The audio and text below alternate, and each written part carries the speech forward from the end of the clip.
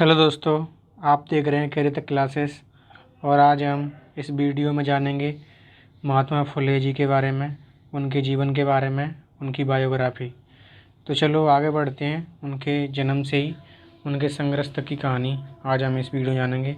आज उनकी जयंती है, तो उनकी जयंती पर उनको कोटि कोटि नमन और उनके संघर्ष के, उनके विचारों के बारे में समझेंगे। तो चलो आगे बढ़ते हैं।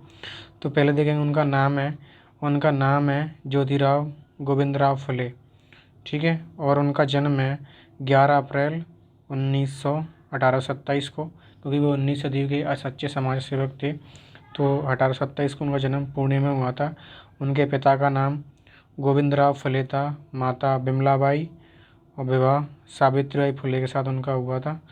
और देखेंगे कि महात्मा ज्योतिराव गोविंदराव फुले को 19वीं सदी का प्रमुख समाज सेवक माना जाता है। उन्होंने भारतीय समाज में फैली अनेक कुरीतियों को दूर करने के लिए तथा संघर्ष किया। अछूतोद्धार, नारी शिक्षा, विधवा विवाह और किसानों के हित के लिए ज्योतिबा ने उल्लेखनीय कार्य किया है। उनका आरंभिक जीवन के बारे में समझते हैं। उनका जन्म 11 अप्रैल 1827 को सतारा, महाराष्ट्र में हुआ था। उनका परिवार बेहद गरीब था और जीवन यापन करने के लिए बाग बगीचों में माली का काम करता था। ज्योतिबा जब मात्र 1 वर्ष के थे तभी उनकी माता का निधन हो गया था। ज्योतिबा का लालन पालन सगुनाबाई नामक एक दाई ने किया। सगुनाबाई ने ही उन्हें माँ की ममता और दुलार दिया। 7 वर्ष की आयु में ज्योतिबा को स्कूल में पढ़ने भेजा गया। उसके बाद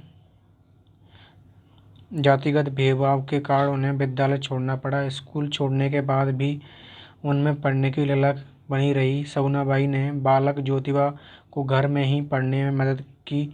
घरेलू कार्यों के बाद जो समय बचता उसमें वह किताबें पढ़ते थे। ज्योतिबा पास पड़ोस के बुजुर्गों से विभिन्न विषयों में चर्चा करते थे। लोग उनकी सूक्ष्म और तर्कसंगत बातों से बहुत प्रभावित होते थे। उन्होंने विधवाओं और महिलाओं के कल्याण के लिए काफ़ी काम किया। उन्होंने इसके साथ ही किसानों की हालत सुधारने और उनके कल्याण के लिए भी काफ़ी प्रयास किए। स्त्रियों की दशा सुधारने और उनकी शिक्षा के लिए ज्योतिबा ने 1848 में एक स्कूल खोला। यह इस काम के लिए देश में पहला विद्यालय था। लड़कियों को पढ़ाने के लिए अध्यापिका नहीं मिली, तो उन्होंने कुछ दिन स्वयं यह काम करके अपनी पत्नी सावित्री को इस योग्य बना दिया। उच्च वर्ग के लोगों ने आरंभ से ही उनके काम में बाधा डालने की चेष्टा की, किंतु जब फुले आगे बढ़ते ही गए तो उनके पिता पर दबाव डालकर पति पत्नी को घर से निकलवा दिया। इससे कुछ समय के लिए उनका काम रुका अवश्य, पर शीघ्र ही उन्होंने एक के बाद एक बालिकाओं के 3 स्कूल खोल दिए। पेशवाई के अस्त में बाद अंग्रेजी हुकूमत की वजह से हुए बदलाव के 1840 के बाद दृश्य स्वरूप आया। हिंदू समाज के सामाजिक रूढ़ि परंपरा के खिलाफ बहुत से सुधारक आवाज़ उठाने लगे। इन सुधारकों ने स्त्री शिक्षा, विधवा विवाह, पुनर्विवाह, सामंतवी बाल विवाह आदि सामाजिक विषयों पर लोगों को जगाने की कोशिश की, लेकिन 19वीं सदी के ये सुधारक हिंदू परंपरा के वर्ग में अपनी भूमिका रखते थे और समाज सुधारणा की कोशिश करते थे। महात्मा ज्योतिराव फुले, उन्होंने भारतीयों के इस सामाजिक आंदोलन से महाराष्ट्र में नई दिशा दी। उन्होंने बड़ संस्था और जाति संस्था के शोषण की व्यवस्था है और जब तक इनका पूरी तरह से खत्म नहीं होता तब तक एक समाज की निर्मिति असंभव है, ऐसी स्पष्ट भूमिका रखी। ऐसी भूमिका लेने वाले वो पहले भारतीय थे। जाति व्यवस्था निर्मूलन ने कल्पना और आंदोलन की इसी वजह से वो जनक मुसीबत हुए। माता फुले, इन्होंने अछूत स्त्रियों और मेहनत करने वाले लोग इनके बाजू में जितनी कोशिश की जा सकती थी उतनी कोशिश जिंदगी भर फुले ने की।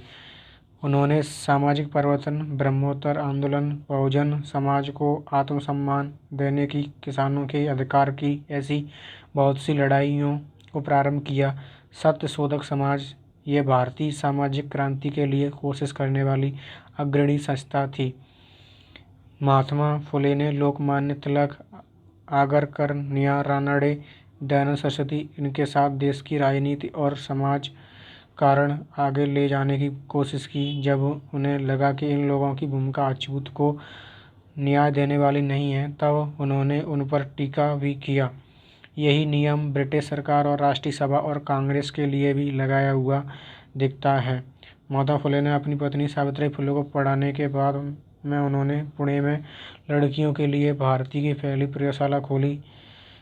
उन्होंने सत्यशोधक समाज की स्थापना की। वह इस संस्था के पहले कार्यकारी व्यवस्थापक तथा कोषपाल भी थे।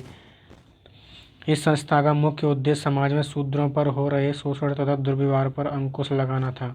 महात्मा फुले अंग्रेजी राज के बारे में एक सकारात्मक दृष्टिकोण रखते थे, क्योंकि अंग्रेजी राज की वजह से भारत में न्याय और सामाजिक समानता के नए बीज बोए जा रहे थे। महात्मा फुले ने अपने जीवन में हमेशा बड़ी प्रबलता तथा तीव्रता से विधवा विवाह की वकालत की। उन्होंने उच्च जाति की विधवाओं के लिए एक घर भी बनवाया था। दूसरों के सामने आदर्श रखने के लिए उन्होंने अपने खुद के घर के दरवाजे सभी जाति तथा वर्गों को लोगों के लिए हमेशा खुले रखे। ज्योतिबा मैट्रिक पास थे और उनके घर वाले चाहते थे कि वो अच्छे वेतन पर सरकारी कर्मचारी बन जाए, लेकिन ज्योतिबा ने अपना सारा जीवन दलितों की सेवा में बिताने का निश्चय किया था। उन दिनों में स्त्रियों की स्थिति बहुत खराब थी, क्योंकि घर के कामों तक ही उनका दायरा था। बचपन में शादी हो जाने के कारण स्त्रियों के पढ़ने लिखने का तो सवाल ही पैदा नहीं होता था। दुर्भाग्य से अगर कोई बचपन में ही विधवा हो जाती थी तो उसके साथ बड़ा अन्याय होता था। तब उन्होंने सोचा कि यदि भावी पीढ़ी का निर्माण करने वाली माताएं ही अंधकार में डूबी रहेंगी तो देश का क्या होगा, और उन्होंने माताओं के पढ़ने पर जोर दिया था।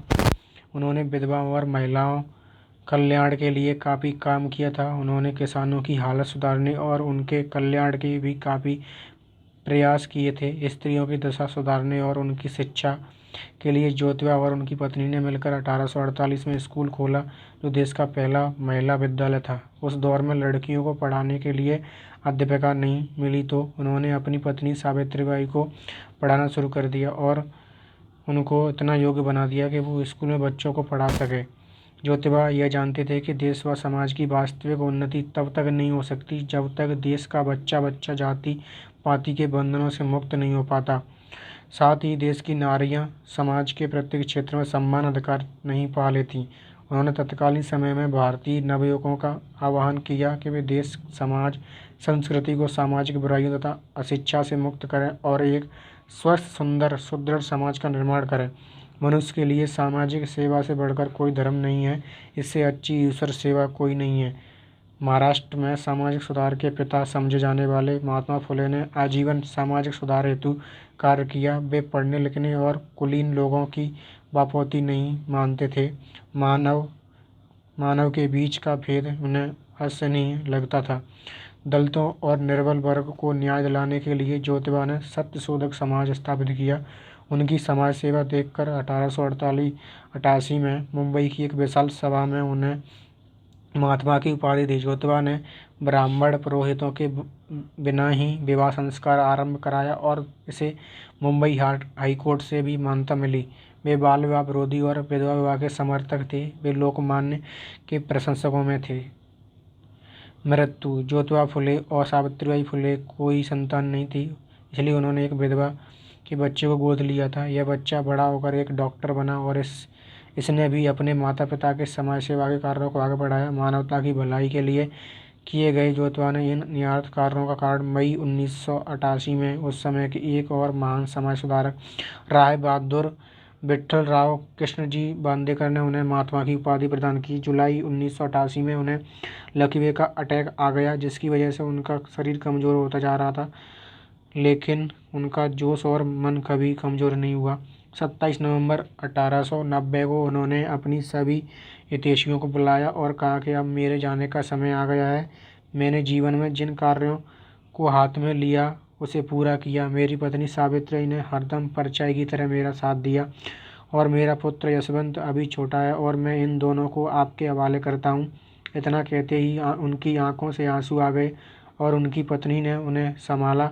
28 नवंबर 1890 को ज्योतिबा फुले ने देह त्याग दिया और एक महान समाज सेवी इस दुनिया से विदा हो गया। तो आपको ये माता ज्योति फुले की स्टोरी अच्छी लगी हो तो लाइक और सब्सक्राइब करें और शेयर भी करें। थैंक यू, धन्यवाद, ऑल द बेस्ट।